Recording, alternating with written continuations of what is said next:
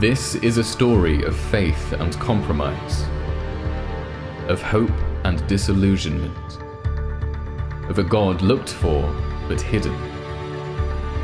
This is an ancient story of a time 2,500 years ago, and a world ruled by the God Emperor, Xerxes. Yet this is a story that speaks directly to our world today.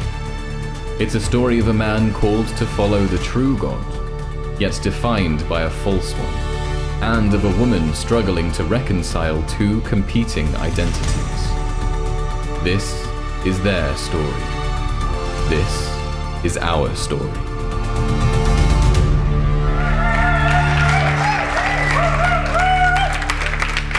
Evening, everyone. It's great to see you. Good evening to our online community. Particularly good evening and welcome to our online community, one of whom contributed the voiceover to that trailer. Which means you can still be involved with Metro even if you're not here physically in the building. But for those of you that are here, it's great to be able to speak with you. This is part one in Esther. Who do you think you are? Now, with Metro, very often when we do our preaching, we have different kinds of styles. We have a different diet that we try to mix up so that we are just having a good balanced intake. So sometimes we'll do life application stuff. So we'll look at how to do issues of life. Sometimes we'll look straight at Gospels and Jesus and focus straight in on a heavy emphasis on the life of Jesus. But then sometimes we'll do stuff which is more Bible knowledge to give us a good overall overarching view of Scripture. It's really important that we have a good picture of the whole of the Bible, not just the kind of the good bits that we come back to time and time again. So we're doing the book of Esther. Now, Esther is a controversial book. The reformer Martin Luther, who started the Protestant church by accident, he said, I hate the book of Esther. And the reason that he gave that he didn't like it was he said it's too full of much pagan naughtiness. And when I heard that phrase, pagan naughtiness, I thought we need to do a study on Esther. Because that sounds right up our street. It's very, very Metro. So we're going to look at this book of Esther. It's controversial because not only did Luther hate it, but other people down through the years have actually wondered whether or not it should be included at all in the Bible, because it doesn't mention the word God. It seems to have more in common with Game of Thrones than it does with Scripture. There's all kinds of palace intrigue and sex and betrayal and impalings and all that kind of good stuff. Heathen, pagan naughtiness. So if you are able, I would really encourage you to be reading the book of Esther. Alan's got really excited about it. He can't wait to go home and read the whole thing. Put your hands up if you've read the book of Esther before. Okay, great. A lot of people here. But for a lot of us, it's not something that we've come across. And you can ask yourself the question, why? I mean, why read a book that is 2,500 years old? What relevance does that have to my life today? What relevance does that have to my concerns? I mean, it's nice to know the Bible story, but what's it got to do with the price of fish? Why do we look at it?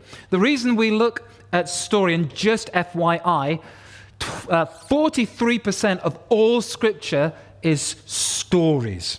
So nearly a half of all the Bible is stories. And we look at books like Esther because it is a story in which we see the struggles, the challenges, the lives, the choices of people who live out their faith to one degree or another. And when we see their stories, we get to see our story. And actually, a book like Esther, if we understand it correctly, has more in common with our life and our experience than we might think. So tonight, what we're doing is we're launching the ship. We're pushing out. This is part one. Everyone say part one. In other words, don't hate me if you come to the end of this message and you think, hang on a minute, you've not resolved anything. It's a bit like the Lord of the Rings, the Fellowship of the Ring. It sort of ends with and then what happened? But it's a part one. And next week we're going to come and we're going to start to develop it a little bit further. But we need to give a little bit of context and understanding in order to get the best out of this book. This is a book that's set 2,500 years ago in the kingdom of Persia. So we'll start very quickly at verse 1, chapter 1. It says, this is what happened during the time of Xerxes. The Xerxes who ruled over 127 provinces stretching from India to Kush. So the Persian Empire, 127 provinces, that's from Sudan, Egypt, the Near East, the Middle East, Turkey, Eastern Europe, through to the Gulf states, Arabia, to Afghanistan, Pakistan. So you've got that whole kind of Persian, Iran, Iraq. It's this vast empire, the greatest empire the world has ever seen. And it's ruled by this guy, Xerxes. Now, historically, Xerxes would be a guy that looked very Persian with a big beard. That's how they rocked it in those days. But our pop culture reference for Xerxes, he looks a bit more like this. Anyone recognize this guy? From the film 300. All the guys shout out 300. The women go, oh, for goodness sake, so juvenile. But 300 was a film. It was a fictional retelling of the historical action, the Battle of Thermopylae. The 300 Spartans who stood arraigned against the Persian army. 1,000,000 Persians versus 300 Spartans in the hot gates, in this narrow pass that the Spartans managed to hold for enough time for the Greeks to rally and eventually win the war. But the Persians outnumbered them vastly, and they said, our arrows will block out the sun. And the Greeks replied, well then, we shall fight in the shade. Those guys were so cool. But Xerxes, he didn't really look like this, but in 300, he looks like this. Why? Because you want to get the sense of a guy who is insanely powerful, incredibly intimidating, worshipped literally as a god, with a very, very uncomfortable collar piece. But someone that is terrifying, powerful, magnificent, ornate, and larger than life. That was Xerxes. So it goes on.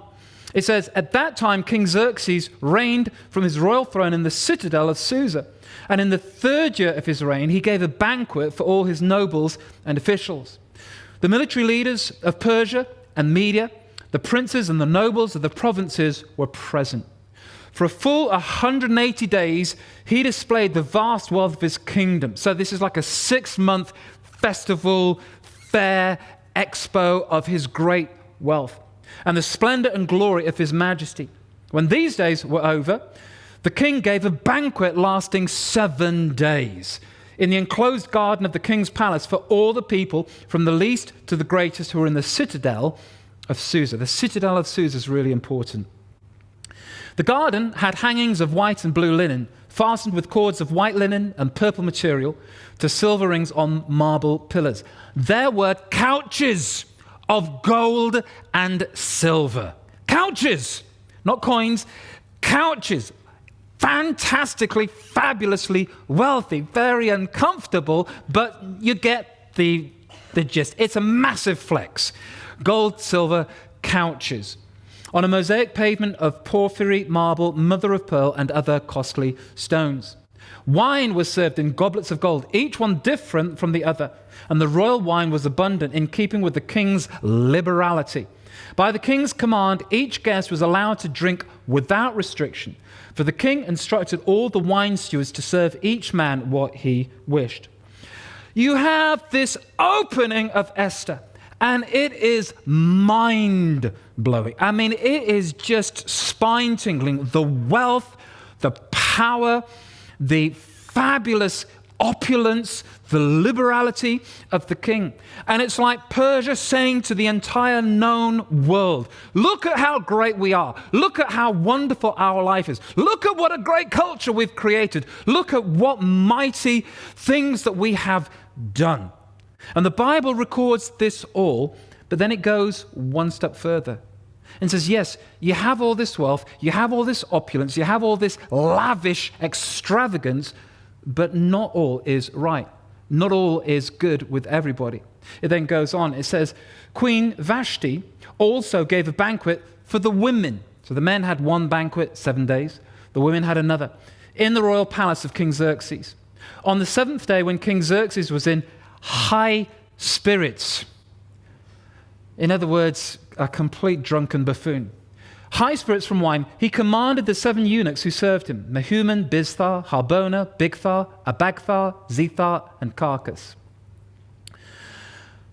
to bring before him Queen Vashti wearing her royal crown, in order to display her beauty. Isn't that a great thing, ladies? When a drunken man wants to objectify you in front of all his friends, hashtag relationship goals.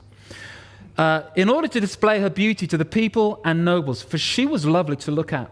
But when the attendants delivered the king's command, Queen Vashti refused to come. Then the king became furious and burned with anger. So what's going on here? How on earth is this at all relevant to modern day life? What on earth has this got to do with the price of fish? How does a gold couch impact my life? How does purple linen and all this talk of goblets and wine and the citadel of Susa, what's that got to do with me? But actually, if we take a look and rewind over those verses that we've read together, you actually realize that the culture of Persia is not too different to the culture that we experience today. You see, there was a number of different things that we've just kind of highlighted in those verses. First of all, it was pluralistic. Everyone say pluralistic. Pluralistic means it was a kind of enlightened culture. It was a progressive culture. We hear that Xerxes reigned from all over, from Africa right through to India, 127 provinces. But he did it in the time in a kind of enlightened way. Every other empire, and this was the greatest empire by far that the world had ever seen. This was the empire that conquered every other empire. But before then, the empire model was we come and we destroy your culture. We destroy your gods. You serve these idols, we demolish them. So if you're a little tribe in Mesopotamia, we come, we conquer you, and you serve the lizard god no longer. Now you're serving our gods. We displace your gods, we put our gods in place. We displace your culture, we put our culture in place. But a pluralistic culture and society says there's space for everybody. Anybody can have what they have been used to. So if you used to serve and worship the lizard god, that's fine, that's great. It's a valid choice. It's your truth. We embrace it. We want to make space for it. All you've got to do is just make it one amongst many, plural. A singular God amongst a plurality of gods. And that's very much the culture that we live in today. Our culture is big on tolerance. It's big on inclusivity. It's big on allowing anybody to do and to believe what they want. You can believe Christianity. Be a Christian, that's fine. Or if you want to be into mindfulness, that's fine for you. You're a Hindu, you're a Sikh, you're a Muslim, great, namaste. You want to go into New Age, or you want to go into meditation, or you want to follow Kim Kardashian, whatever floats your boat, whatever is relevant for you, you just go for it. That's great. Well, no judgment, well, no limitation. You just do what you want to do. You do you. But with the Xerxes model of pluralism, it's you have your God as long as you accept me as one of the gods. You can take me as one of the gods, then everything else will be fine. So the only thing you're not allowed to do is to claim that your God is the true God. That's verboten. That is out. That is off the menu. But if you're willing to say that your God is a lifestyle choice for you, that your God is a little part of your life, that your God is just a subsection, a subset of what you do, but functionally you're just like everybody else. So pluralism says everyone is welcome. We won't put you in jail for belief. We won't castigate you, as long as you conform to the general population, as long as you don't try to push your view on someone else, as long as you don't try to claim that what you have is fundamentally true. It's a private belief. You keep it like that. And that was the pluralistic Persian culture. It was vast and it was eclectic, and everyone was allowed to do what they wanted to do as long as they gave full allegiance to Xerxes as the ultimate god. After all, it did kind of defeat your god, so it's only fair and reasonable. But actually, the way that we see this culture represented in the pages of Scripture shows us where their real true allegiance was. And that wasn't just to Xerxes as a god emperor, it was materialism. So this is a materialistic society where success is measured in what you own. Success is measured in what you possess. Success is all about your wealth and how much you've accumulated. And the whole thing about Xerxes is he's saying, look, you've been assumed into the Persian Empire, but look how great it is. And so when he wants to demonstrate how good he is, he shows off all his wealth, his fabulous material possessions. Because we live in a culture that they lived in 2,500 years ago, that what you have defines you, and what you have validates you. That your wealth and your positions are the ultimate status symbols of how worthy and how successful that you are. And we all bow down to those things and give them primacy in our lives. So it's materialistic, it's pluralistic, but it's also incredibly hedonistic. It's hedonistic in the way that it's a pursuit of pleasure. Actually, you may have your faith, but don't let it get in the way of you having a good time. You know, there's banquets all over the book of Esther. There's always parties, there's always drinking, there's always drunkenness, there's always excess, there's always people just living for pleasure. And our culture, if there was ever a hedonistic culture, we live in it today.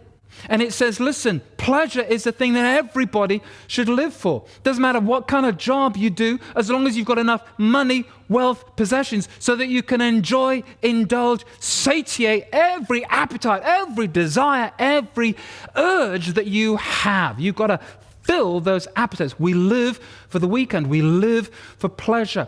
Where we think about anything, whether that's sex or whether that is ethics, we think in terms of what makes me feel good. If it feels good, do it. It's a hedonistic society. And when I read the book of Esther, I see the very same things. It's just they're coded in a different way. They're done in a mindset of ancient East. But actually, it's exactly the same things that we're wrestling with today. And Xerxes' whole thing is, look at this empire, look at this way of life, look at what we have created. I am a god amongst men, and see what I have wrought. But it doesn't work for everybody. Because if you pursue power, and if you pursue wealth, if you pursue pleasure, if you pursue hedonism, there are always winners and there are always losers.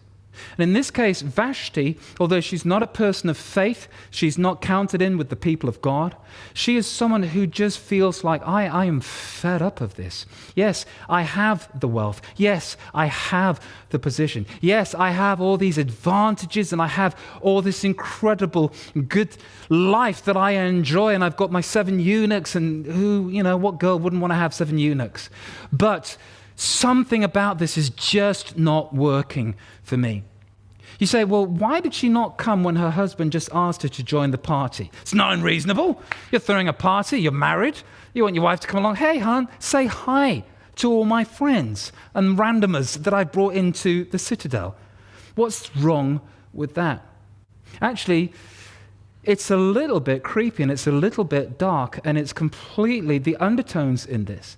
There are some scholars that think that when Xerxes said in his drunken stupor, rolling around like an idiot, when he said, bring her in with her crown, that he was saying, put a crown on her and nothing else.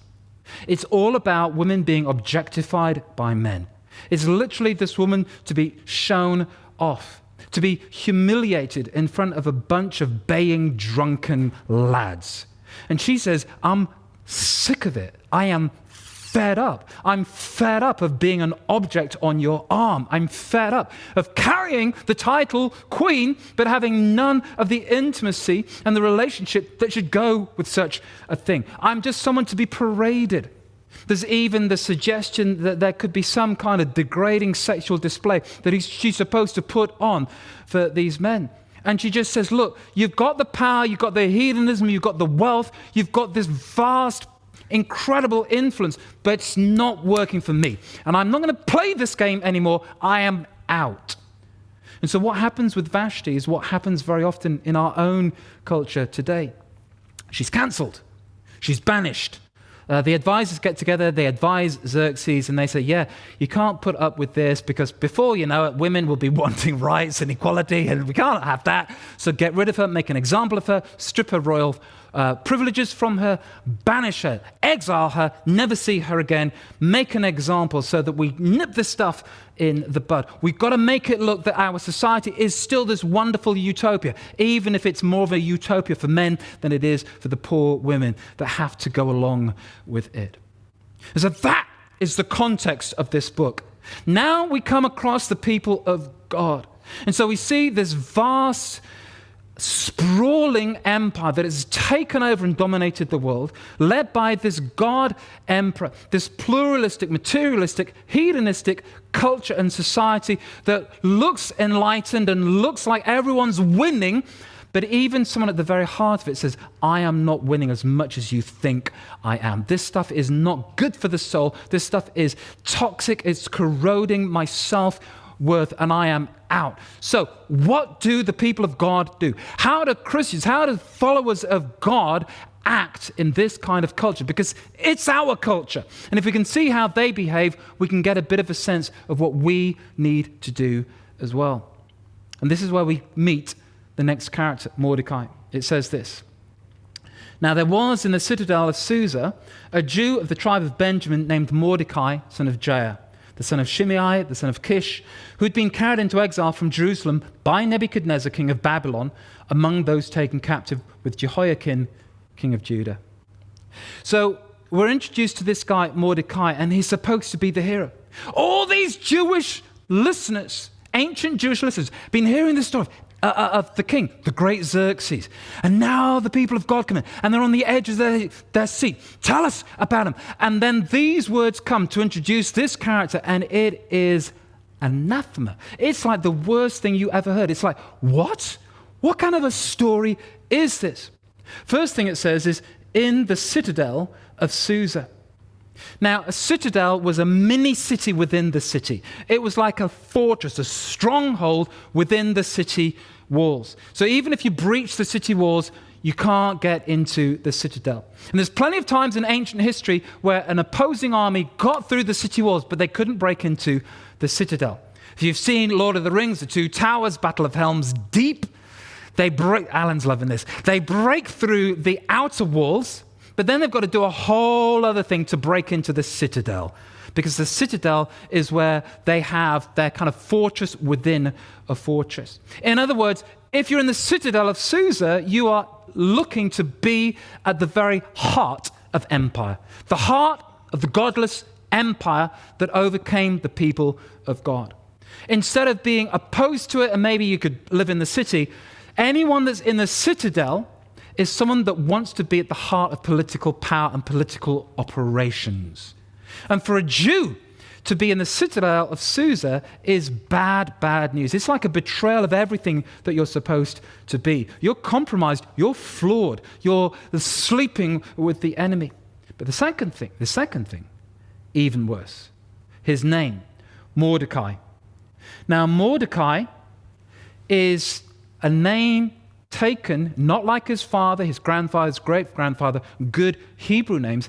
This is a Babylonian name, and it's the name of a Babylonian god. This is the god who is portrayed. It's the god Marduk. Mordecai, Marduka. In fact, people wondered whether this was a fictional story.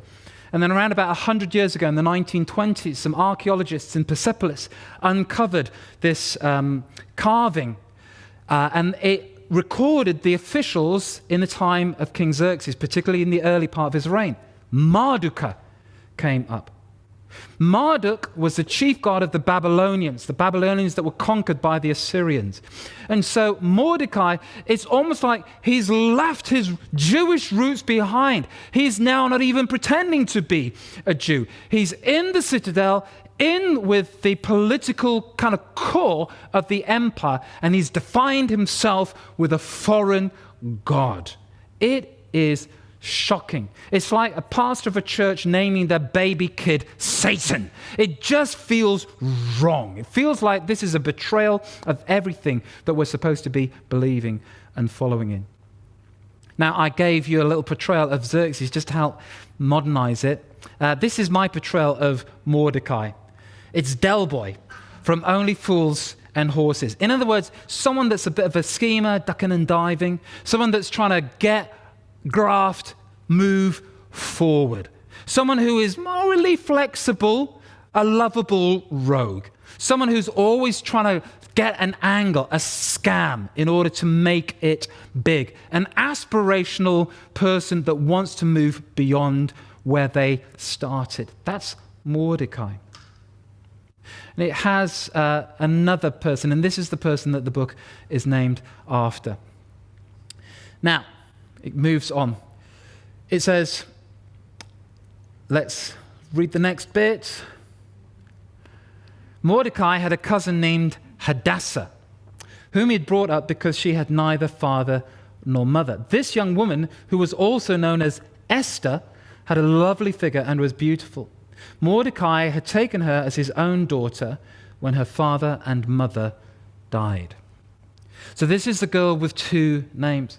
If Mordecai's character and definition is firmly in the camp of idol worship and idolatry, Marduka, then Esther's kind of between. Esther's a little bit like me and you, in that she is kind of half defined by her Jewishness and half defined by her cultural context.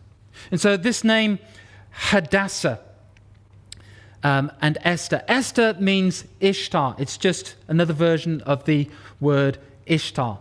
So Esther, Ishtar. Ishtar was the goddess of sex and love. She was the sex, love god. And Esther is named after her.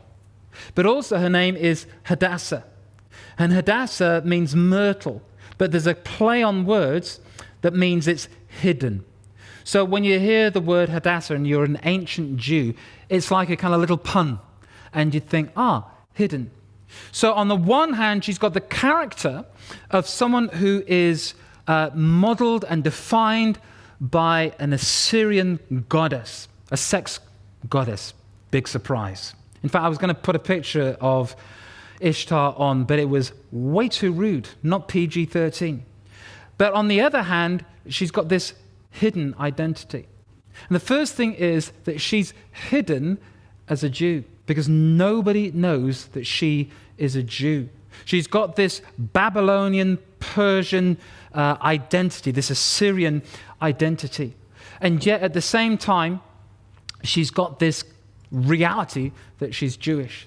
So she's Persian looking, Persian sounding, but Jewish on the inside. And she's able to kind of walk into these two worlds. Let's just back up a bit, because I want to tell you that these individuals, they have a kind of moral quandary. How do you handle a culture which is so powerful, so vast, so all-encompassing? How do you handle it as one of the people of God? So you can have assimilation, or you can have isolation.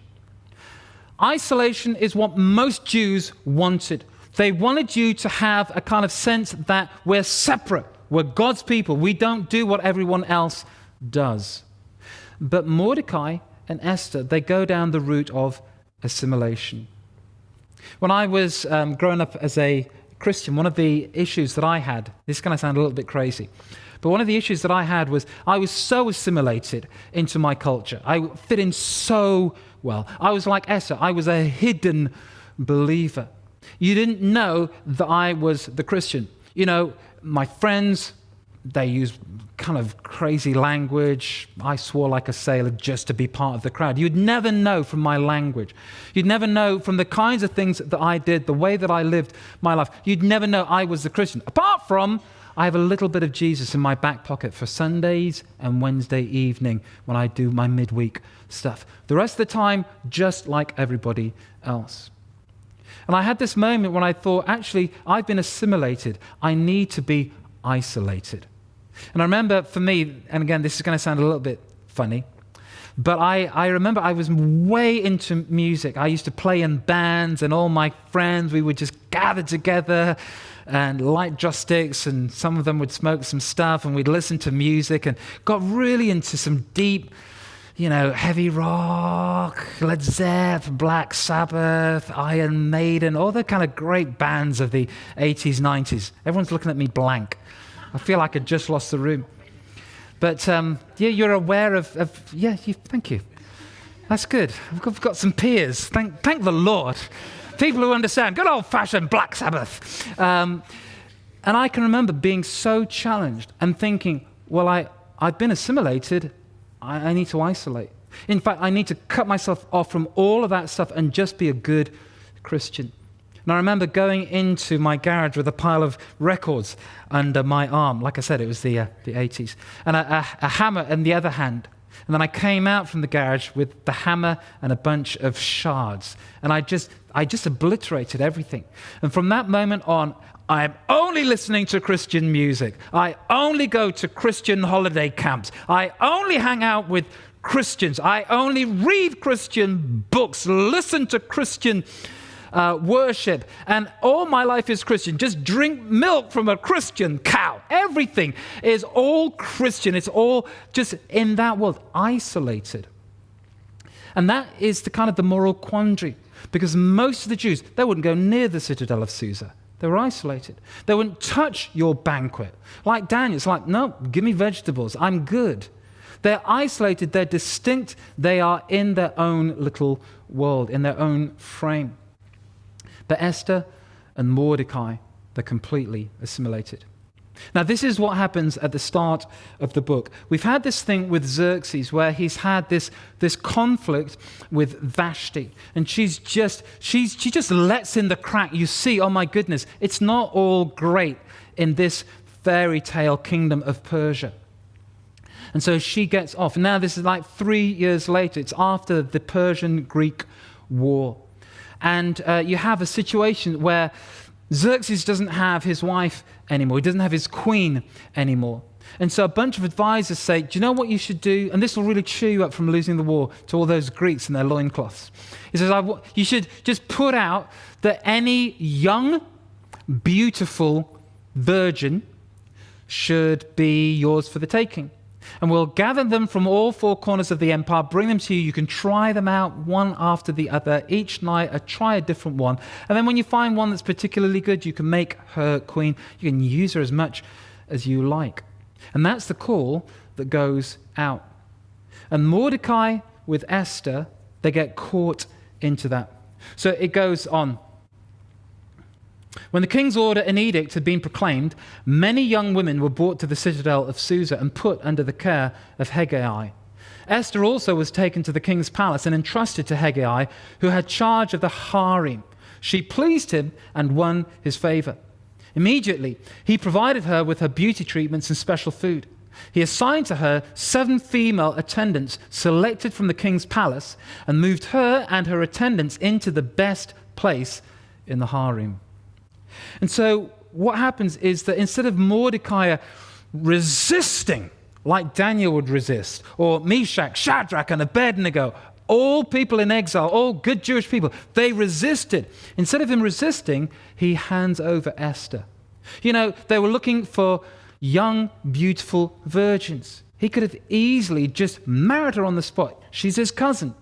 You know, maybe we don't quite marry our cousins, but they certainly did. It was like a fine thing to do. Both are married. I could just take her in, or we could just fake it. Yeah, she's married. Sorry, young, beautiful, but sorry, she's married. So that one is off the table. They could have done that. They could have resisted. But there's something about Mordecai that says, interesting. Do you know what? Esther, you're absolutely brilliant. You're the kind of person that is so charismatic. You're like the idealized version of a woman that every man seems to respond to. You could do well here. I mean, on the other hand, you could get cast aside like all the other women in the harem, and then you're just consigned to a life of misery and sexual slavery in the harem. But, it's a risk. You can't make an omelette without breaking a few eggs. But you could have an opportunity. You could get forward. Just don't ever tell anyone that you're Jewish.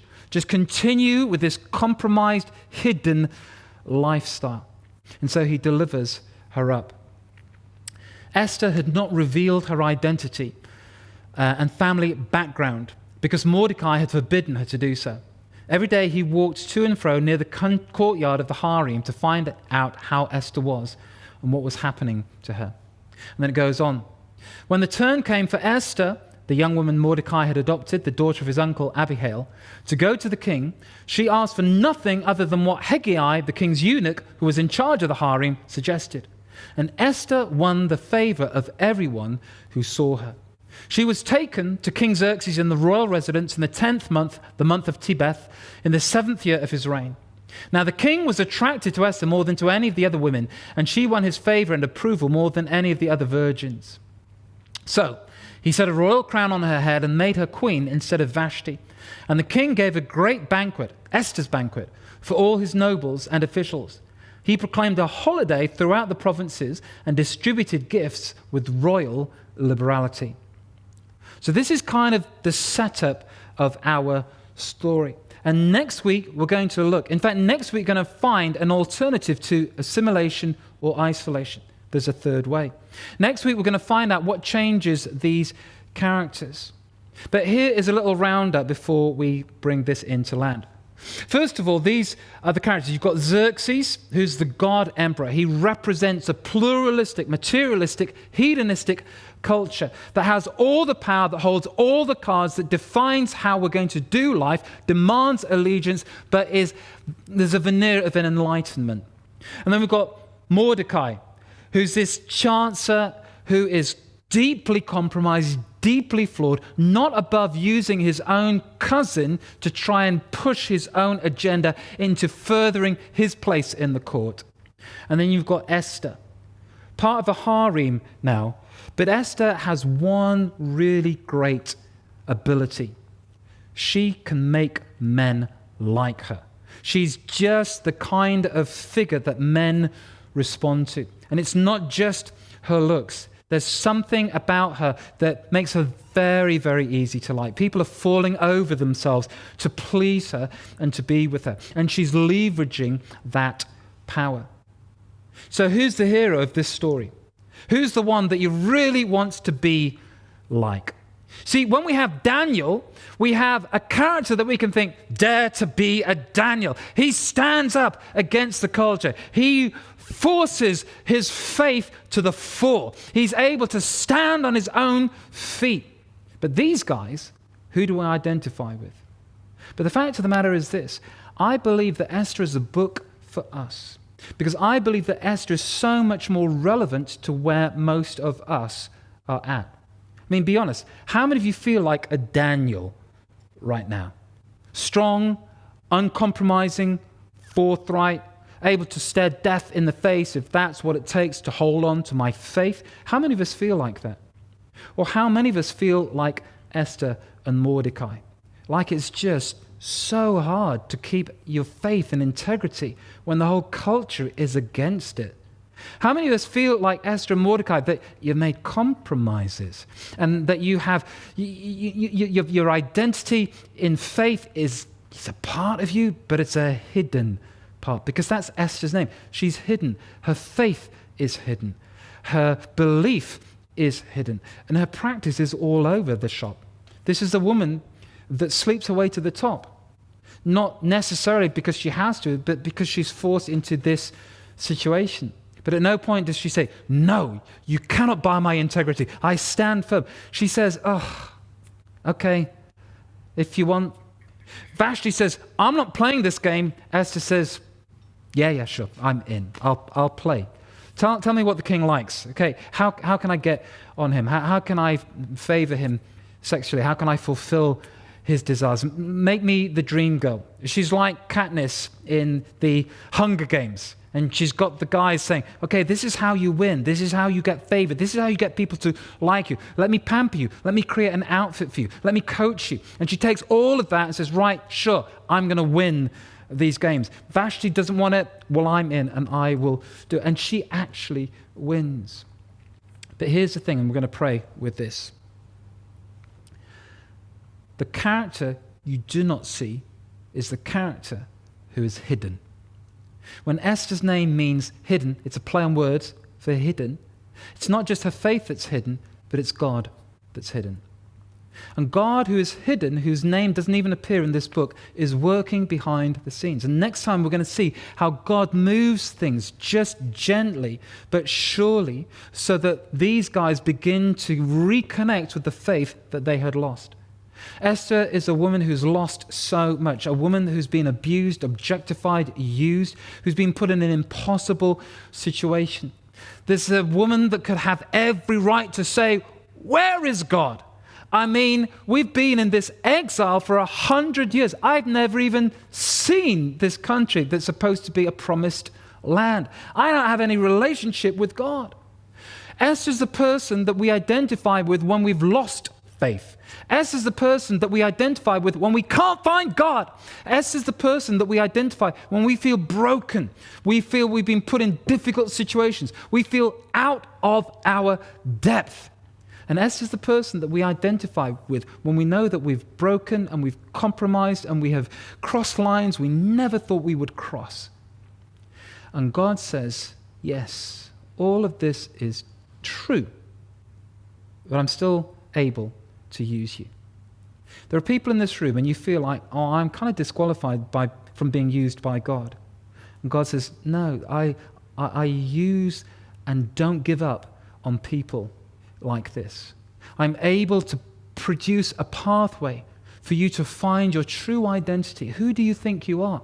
Do you think that you're Ishtar, or do you think that you're Myrtle, the one of righteousness?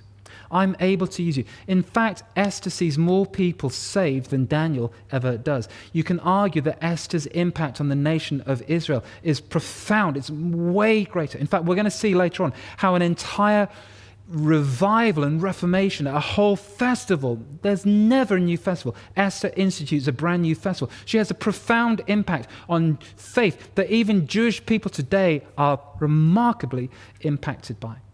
And the message is this: God can use flawed people. God can use the grandchildren of the exile in order to bring his grace, his mercy, and his love. So this is a story of hope in amongst the compromise. It's a story of purpose and grace in amongst all the brokenness and the mistakes and the questionable choices. But it's our story, and it's a story that gives us tremendous hope. Let's pray.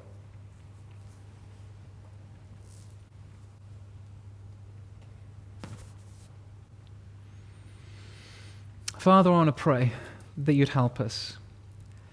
Lord, I thank you for the story of Esther. I thank you that the Bible isn't full of people that are perfect. It's full of people that are broken, that are hurting, that are doubting, that are compromised. Lord, people just like us.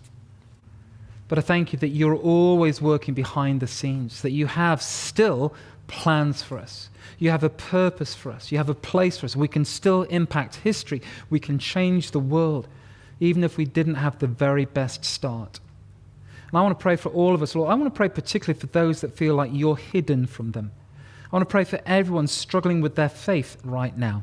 I want to pray that you would show yourself as a God who may seem absent and hidden, but is there all the time. Lord, would you help us? In the name of Jesus, I pray. Amen.